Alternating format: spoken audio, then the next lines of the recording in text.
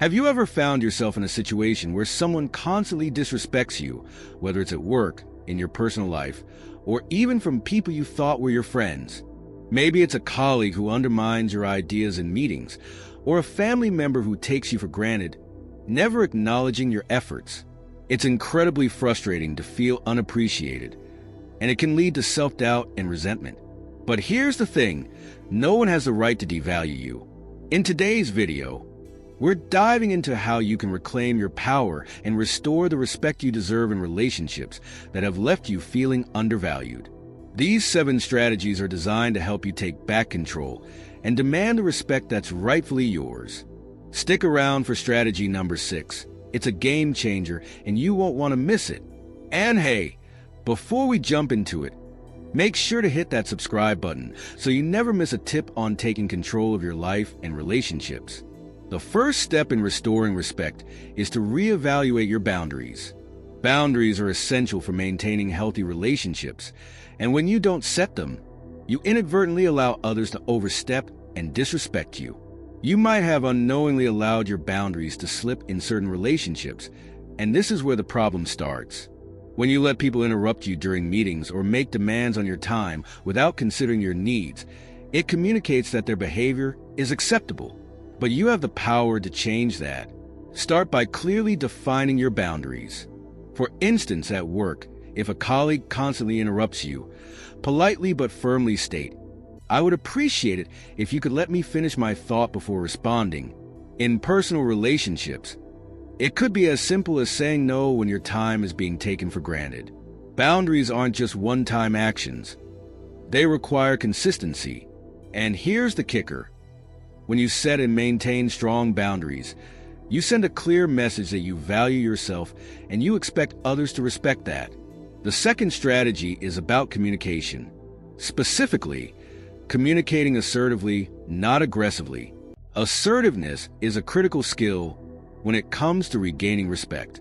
Assertive communication means expressing your thoughts, feelings, and needs clearly and respectfully, while aggression only leads to conflict and further disrespect.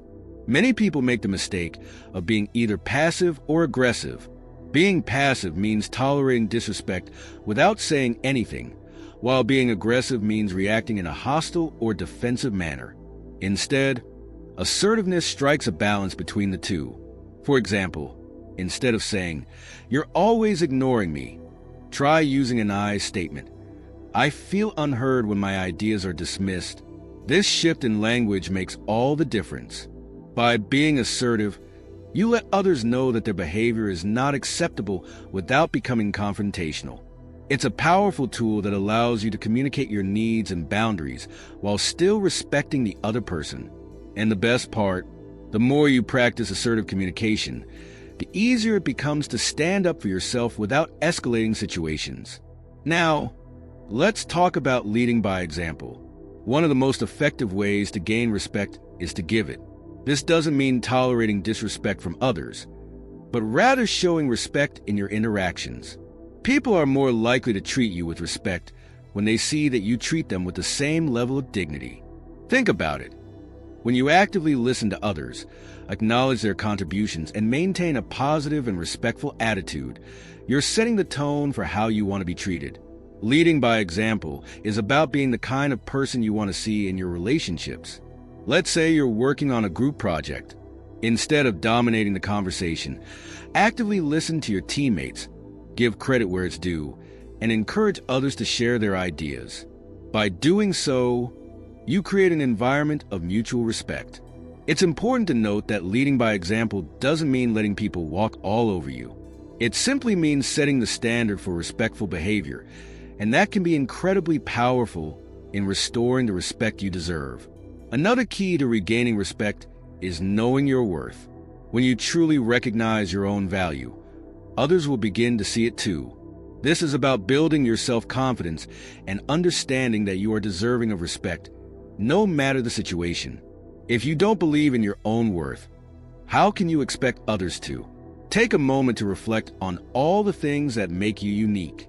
Think about your accomplishments, your skills, and the positive impact you've made in others' lives. This self-awareness is vital for restoring respect because it reinforces the idea that you are someone worthy of being treated with dignity. Boosting your self-esteem can also involve surrounding yourself with people who lift you up, practicing positive self-talk, and setting personal goals that empower you. The more you invest in yourself, the more your self-respect grows, and that will directly impact how others treat you. When you know your worth, you no longer tolerate disrespect.